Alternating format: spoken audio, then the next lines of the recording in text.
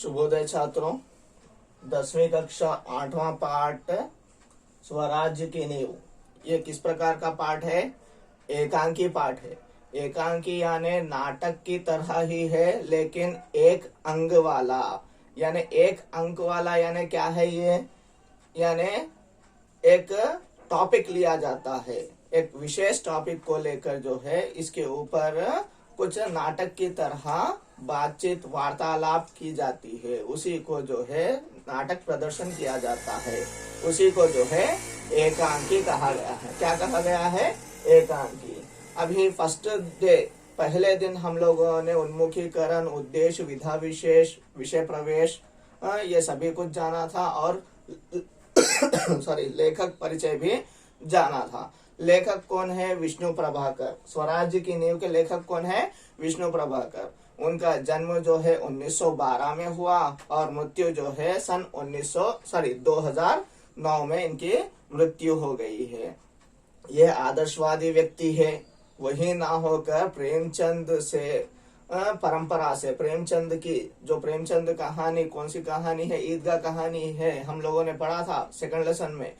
उनकी परंपरा से प्रभावित होकर आदर्शवाद और यथार्थवाद जो संगठन होते हैं, जो इंसिडेंट्स होते हैं, उनसे कहानियां निकालकर जो है ये है जो है एकांकी और कहानियां लिखते हैं। इस तरह इनको जो है उनकी एक रचना आवारा मसीहा के लिए सोवियत लैंड नेहरू पुरस्कार प्राप्त हुआ और भारत सरकार ने भी उन्हें पद्म भूषण से सम्मानित किया है। किसको? विष्णु प्रभाकर जी को। आगे बढ़ते हुए हम लोग विषय प्रवेश में हम लोगों ने जाना था कि सुभद्रा कुमारी चौहान ने इनके ऊपर, किसके ऊपर? रानी लक्ष्मीबाई के ऊपर, झांसी की रानी लक्ष्मीबाई के ऊपर अच्छी सी कविता का वर्णन किया है। उनका क्या बोलते हैं, उनके जो कहानी है उसका वर्णन कविता के रूप में किया गया है। खूब लड़ी मर्दानी वह तो झांसी वाली रानी थी। विषय प्रवेश में देखा है हमने। यानी बहुत अच्छे से लड़ी है, मर्दों की तरह, यानी ब्रेव पर्सन की तरह लड़ी है। ब्रिटिशर्स से बहुत ही अच्छे अंदाज में लड़ती है। कौन? महारानी लक्ष्मीबाई। यानी वो उस टाइम पर जब हमारा जो भारत है अंग्रेजों के अधीन में था, ब्रिटिशर्स के कंट्रोल में था, उस समय जो है हमारे भारत को स्वतंत्रता प्राप्त कराने के लिए, स्वतंत्रता दिलाने के लिए, स्वतंत्र कराने के लिए जो है इस तरह के योद्धाओं ने, रानियों ने, राजाओं ने, जैसे टीपू सुल्तान है, महारानी लक्ष्मीबाई है, यहाँ पर रानी रुद्रम्मा देवी है, इस तरह बहुत से लोगों ने जो है क्या किया था? ब्रिटिशर्स के साथ लड़ाई लड़ी थी। उन्होंने पहले नींव रखी थी। यानी नींव रखना यानी क्या है? फाउंडेशन। यानी ब्रिटिशर्स से फाइटिंग स्टार्ट किया था। यानी स्टार्टिंग जो जैसे घर बनाने के लिए नींव रखी जाती है, फाउंडेशन के पत्थर रखे जाते हैं, उसी प्रकार से हमें आजादी से लड़ाई, आजादी के लिए लड़ाई लड़ने के लिए भी एक फाउंडेशन दिया गया। किन्होंने दिया है? जैसे रानी लक्ष्मीबाई, टीपू सुल्तान, रानी रुद्रम्मा देवी और बहुत से इस तरह के राजाओं और रानियों ने हमें जो है स्वतंत्रता के लिए, स्वराज्य की नींव यानी स्वतंत्रता के लिए फाउंडेशन प्राप्त कराया। वो कैसे कराया है? इस पाठ में, इस एकांकी पाठ में हमें कौन? विष्णु प्रभाकर जी बता रहे हैं। और इसमें कौन कौन सी बाधाएं आई हैं, कौन कौन से कष्ट आए हैं, उन्होंने कौन कौन से कष्टों को पार किया है, ये हमें इस पाठ में बताया जा रहा है। आगे बढ़ते हुए page number 42, 10th class Hindi text book सुगंध 2, पाठ का बुक का नाम क्या है? सुगंध 2। सुगंध 2 में जो है द्वितीय यानी सेकंड लैंग्वेज हिंदी है ये। पाठ में जो है हमको 5 पात्र आते हैं जी। पात्र यानी कैरेक्टर्स। कौन कौन से हैं? 1 लक्ष्मीबाई, 2 जूही, 3 मुंदर, 4 रघुनाथ राव, 5वां तात्या। ये पांचों के बीच वार्तालाप चलती है, ये पांचों के बीच बातचीत चलती है। किस तरह से बातचीत आरंभ होती है और क्या कहकर जो है आगे बढ़ती है। हम लोग इसमें देखेंगे। पहले जो है इसमें पार्ट में देखिए 42 पेज नंबर अच्छे से निकालिए, सभी लोग टेक्स्ट बुक्स खोलिए और देखिए। रंगमंच पर युद्ध भूमि का दृश्य अंकित किया जा सकता है। अभी रंगमंच है, रंगमंच यानी क्या है? स्टेज। जो स्टेज है उसमें क्या दिखाई दे रहा है? अभी आप लोगों को यहाँ पर जो है युद्ध भूमि दिखाई दे रही है। बैटल फील्ड यानी जहाँ पर वार यानी लड़ाई की जाती है, वो बैटल फील्ड दिखाई दे रहा है। किस पर? रंगमंच पर यानी स्टेज पर इस तरह से तैयार किया गया है, अंकित किया जा सकता है, यानी उसको सेट किया गया। अंकित करना यानी क्या? सेट किया गया। उस मंच पर, उस स्टेज पर बैटल फील्ड को सेट किया गया और उसी जगह कैंप कहीं पास ही लगा हुआ है। उसी बैटल फील्ड के पास ही क्या लगा हुआ है? एक जो है कैंप लगा हुआ है। यहाँ पर जहाँ पर टेंट्स डालकर रहते हैं वैसे कैंप लगा हुआ है। महारानी लक्ष्मीबाई के तंबू का एक भाग दिखाई देता है। उसी तंबुओं में, उसी टेंट्स में जो है उनका भी टेंट। किसका टेंट? तंबू यानी क्या है? टेंट। तंबू यानी टेंट, खैमा। हिंदी उर्दू में उर्दू वर्ड खैमा। टेंट का एक भाग, वन पार्ट दिखाई देता है, जिसमें से रानी लक्ष्मीबाई दिखाई देती है। पर्दा उठने पर महारानी लक्ष्मीबाई अपनी सखी जूही के साथ उत्तेजित अवस्था में, कैसी अवस्था में? उत्तेजित अवस्था में, एंग्शियसली यानी वो लड़ाई के लिए तैयार होने की स्थिति में, उस तरह की एंग्शियस फीलिंग के साथ उत्तेजित अवस्था में आती है। पर्दा उड़ते ही वह पहले कौन दिखाई देती है? रानी लक्ष्मीबाई दिखाई देती है अपनी सखी के साथ। सखी यानी कौन है? दोस्त। जो लड़की एक लड़की से दोस्त बनाती है उसे क्या कहा जाता है? सखी कहा जाता है। सखी, सहेली, इस तरह से। इनकी सखी कौन है? जूही है। इनकी सखी, महारानी लक्ष्मीबाई की सखी कौन है? जूही है। ये जूही के साथ बात करती है उत्तेजित अवस्था में। उत्तेजित यानी एंग्शियस कंडीशंस में, उत्तेजित अवस्था, एंग्शियस कंडीशंस में, बहुत ही तीव्र कंडीशंस में बात करती है। मैं मंच पर प्रवेश करती हुई, फर्स्ट एंटर होती है। एंटर होते ही दोनों लाल कुर्ती के सैनिकों की वेशभूषा में है। वेशभूषा, उनके ड्रेसिंग कोड्स, उनके जो यूनिफॉर्म कोड है वह लाल कलर का है, लाल रंग का है। उस लाल रंग के वेशभूषा में वह अंदर एंटर करती है। कहाँ पर एंटर करती है? रंगमंच पर, स्टेज पर आ जाती है। सैनिकों के भेष में आती है, यानी सोल्जर्स किस प्रकार से तैयार होते हैं लड़ाई के लिए, वैसे तैयार होकर आती है। लक्ष्मीबाई, पहले जो वार्तालाप स्टार्ट हो रहा है, फर्स्ट लक्ष्मीबाई स्टार्ट करती है। मेरे देखते देखते, यानी अभिभाषण, उसका बात चल रही है। वो उत्तेजित अवस्था में, बहुत ही एंग्शियस फीलिंग के साथ, कंडीशंस के साथ बात कर रही है। क्या बात कर रही है? मेरे देखते देखते क्या से क्या हो गया जूही, मैं देख ही रही हूँ ये क्या से क्या हो गया। What happened? I thought that it will be a good thing. अभी अच्छा फ्यूचर आने वाला है, हम लोग स्वतंत्र होने वाले हैं, इस तरह मैं सोच ही रही थी। ये क्या से क्या हो गया जो ही कहकर बोलती है। बोलते ही जो है इधर, एक सेकंड,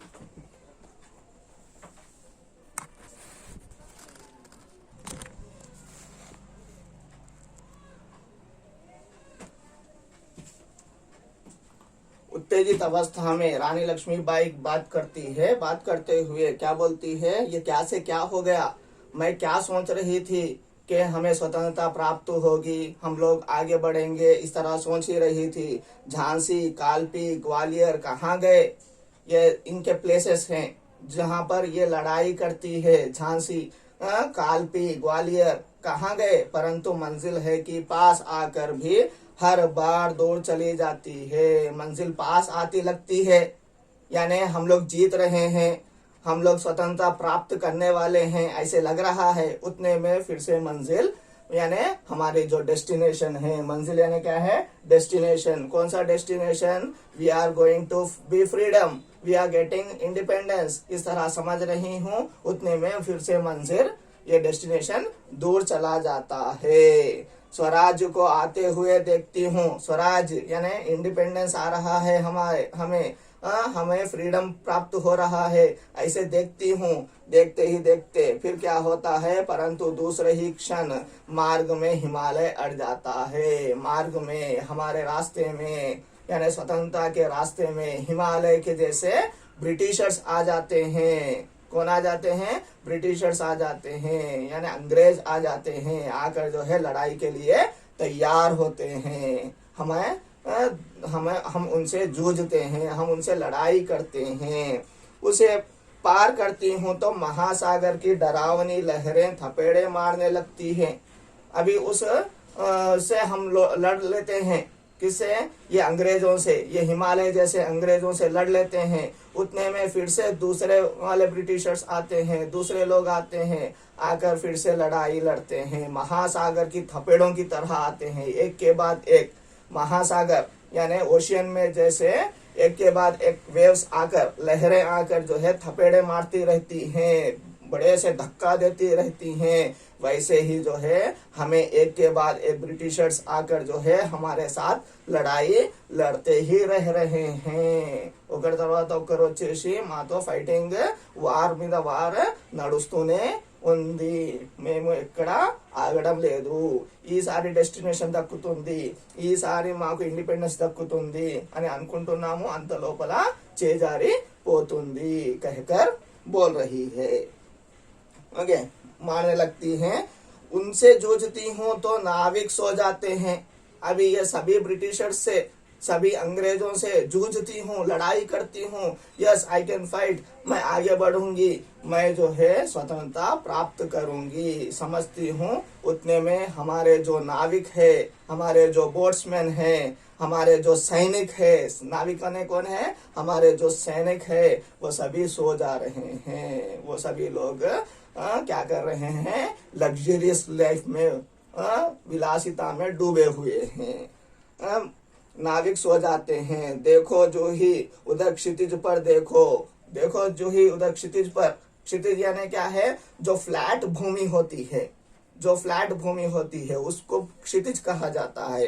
क्षितिज को देखो, कैसी लपलपाती हुई लपटें उठ रही हैं, कैसे लपलपाती जो लपटें हैं, आग की लपटें उठ रही हैं, यानी एक के बाद एक कुछ ना कुछ तकलीफें, कष्ट आते ही रह रहे हैं। इतना फ्लैट भूमि है, फिर भी हमें कष्ट एक के बाद एक आ ही रहा है, कहकर बोलती है।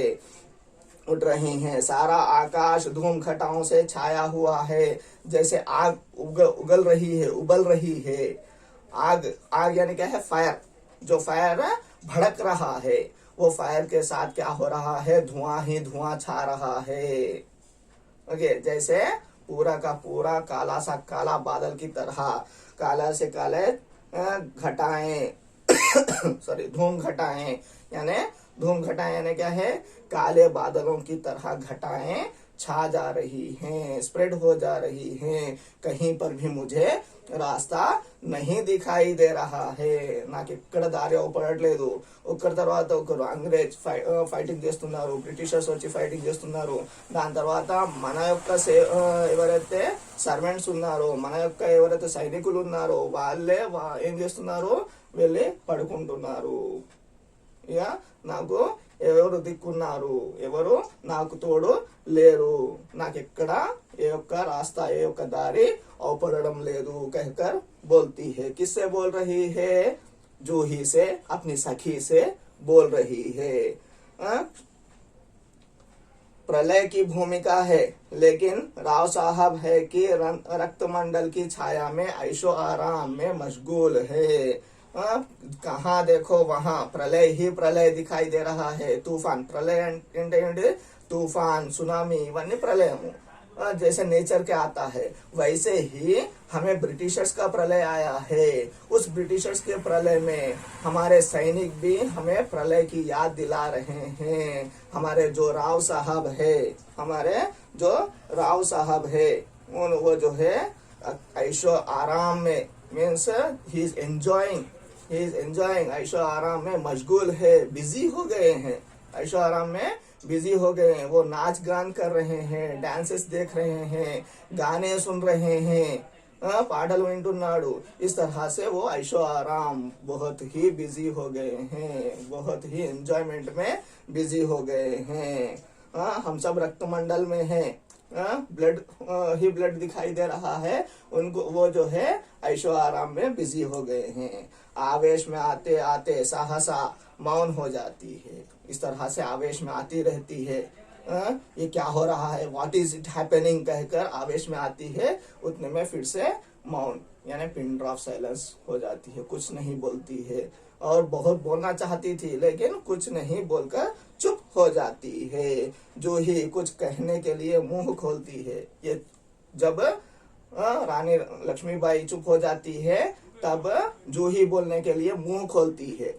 Okay, she is opening her mouth, who is opening, Juhi is opening her mouth, उतने में बोल उठती है जूही। जूही फिर से रानी लक्ष्मीबाई फिर से बोलती है, जूही को बोलने नहीं देती है। जूही जूही मैंने प्रतिज्ञा की थी कि मैं अपनी झांसी नहीं दूंगी, आई हैव प्रॉमिस्ड, प्रतिज्ञा, प्रतिज्ञा यानी क्या है, प्रॉमिस किया था, मैंने एक शपथ खाई थी, मैंने एक शपथ खाई थी। I have taken one oath, what I have taken the oath, मैं अपनी झांसी, मेरी झांसी जो भूमि है, मैं अंग्रेजों को नहीं दूंगी। I will not give up, I will not give the my place to that Britishers कहकर बोलती है, झांसी नहीं दूंगी। लेकिन झांसी हाथ से निकल गई जूही, लेकिन मेरी झांसी जो है हाथ से निकल जा रही है। मेरे साथी, मेरे जो सेना के लोग हैं, सैनिक है, वो मेरा साथ नहीं दे रहे हैं। साहसा तीव्र होकर और उत्तेजित होती है और परेशान होती हुई बोलती है, नहीं नहीं, झांसी हाथ से नहीं निकली, झांसी हाथ से नहीं निकली, मैं हूं और आई एम देयर, मैं रानी लक्ष्मीबाई हूं और मैं हूँ, मैं अपनी झांसी नहीं दूंगी। I will not give up my Jhansi, I will not give up my place कहकर बोलती है। मैं अकेली हूँ, I am single, I am alone, अकेली यानी अलोन हूँ, लेकिन उससे क्या, मैं अकेली ही झांसी लेकर रहूंगी, मैं अकेली ही, मैं I will alonely take my Jhansi return from there hands, Britishers के हाथों में से छीन लूंगी कहकर बोलती है। बोलते ही जूही जो है उसको उत्तर देती है, कौन कहता है आप अकेली है महारानी, who is saying that you are alone, you are alone maharani, you are alone the queen, Maharani Lakshmibai alone है, अकेली है, ये कौन कह रहा है, हु इज सेइंग दैट, आप तो गीता पढ़ती हैं, आप गीता भगवत गीता पढ़ती ही है, फिर यह निराशा कैसी, why you are hopeless, Bhagavad Gita पढ़ने वाले कभी होपलेस होते हैं कहकर वो आंसर दे रही है जूही। बोलते ही लक्ष्मीबाई, मैं निराश नहीं हूं, I am not sad, I am not worried, I am not hopeless, मैं निराश नहीं हूं, मैं जानती हूं कि मैं झांसी लेकर रहूंगी, I know that I will take back, अगर वो झांसी ले लेंगे, ब्रिटिशर्स झांसी ले लेंगे तो फिर से मैं वापस लूंगी, I will take back that my Jhansi, my place, my own place कहकर बोल रही है। लेकिन क्या तुम नहीं जानती कि उस दिन बाबा गंगादास ने मुझसे क्या कहा था, तुम नहीं जानती कि बाबा गंगादास जो है रानी लक्ष्मीबाई के गुरु है। बाबा गंगादास कौन है, रानी लक्ष्मीबाई के गुरु है, जो अच्छी अच्छी बातें सिखाते हैं, किसको, रानी लक्ष्मीबाई को। रानी लक्ष्मीबाई बोल रही है जूही से, क्या बाबा गंगादास ने क्या कहा तुम्हें याद नहीं है, गुर्तुलेदा, you don't know, you have not remembered कहकर पूछ रही है। जब तक हमारे समाज में छुआछूत और ऊंच नीच का भेद नहीं मिट जाता, हमारे समाज से, हमारे सोसाइटी से, माना सोसाइटी नुंची छुआछूत मीन्स, छुआछूत यानी क्या है, अनटचबिलिटी, अस्पृश्यता అనేది ఉంటుందో, मीन्स ఇల్లు బీదోళ్ళు వీళ్ళకి ముట్టకూడదు అలాంటివి ఎప్పటిదాకైతే ఉంటాయో और ऊंच नीच వీళ్ళు బీదోళ్ళు వీళ్ళు గొప్పోళ్ళు इस तरह के ऊंच नीच रहेंगे मिट नहीं जाता ఇవన్నీ తొలగిపోకపోతే जब तक हम विलास प्रियता को छोड़कर जनसेवक नहीं बन जाते ఎప్పటిదాకైతే మేము రాజులము మేము పెద్దవాళ్ళము మేము చాలా గొప్ప వాళ్ళము అని అనుకొని మేము విలాస్ ప్రియత మీన్స్ లగ్జరియస్ లైఫ్ ని ఎప్పటిదాకైతే వదిలిపెట్టము ఓకే छोड़कर जनसेवक नहीं बन जाते ఓకే జనసేవకులుగా మేము ఎప్పుడైతే మారిపోమో तब तक जो है स्वराज नहीं मिल सकता అప్పటిదాకా మనకు ఫ్రీడమ్ అనేది దక్కదు नहीं प्राप्त होगा वह मिल सकता है केवल सेवा तपस्या और बलिदान से वो कब मिल सकता है हम लोग जन की सेवा पीपल्स की सेवा करेंगे तब मिलेगा जब हम लोग जो है तपस्या की तरह काम करेंगे फिनेंस की तरह काम करेंगे एक तपस्सु करते हुए काम करेंगे यानी ये हमारा काम है समझकर काम करेंगे हमारा वर्क है समझकर काम करेंगे और बलिदान हम सब प्राण की सैक्रिफाइस मन की सैक्रिफाइस तन की सैक्रिफाइस हर चीज की सैक्रिफाइसनेस करेंगे तब हमें जो है यह प्राप्त हो सकता है स्वराज्य प्राप्त हो सकता है तब तक हमें स्वराज्य प्राप्त नहीं होगा यह हमारे बाबा गंगादास ने कहा था इस तरह कहकर जो है आगे बढ़ती है उठने में जूही आती है जूही आकर क्या उसको बोलती है हम लोग आने वाली कक्षा में देखेंगे ओके और ये राव साहब जो है उनके सेनापतियों के सबसे बड़े विधायक चीफ कहे जाते हैं ओके आप लोगों का होमवर्क आज का देखिए फर्स्ट क्वेश्चन बाबा गंगादास ने रानी लक्ष्मीबाई से क्या कहा था ओके अभी जो बोला गया था सेकंड क्वेश्चन मार्ग में हिमालय के अड़ने डरावनी लहरों के थपेड़े मारने नाविकों के सो जाने से क्या अभिप्राय है ये भी समझाया गया था ये 2 क्वेश्चन आंसर्स लिखिए और होमवर्क व्हाट्सएप से भेजिए धन्यवाद।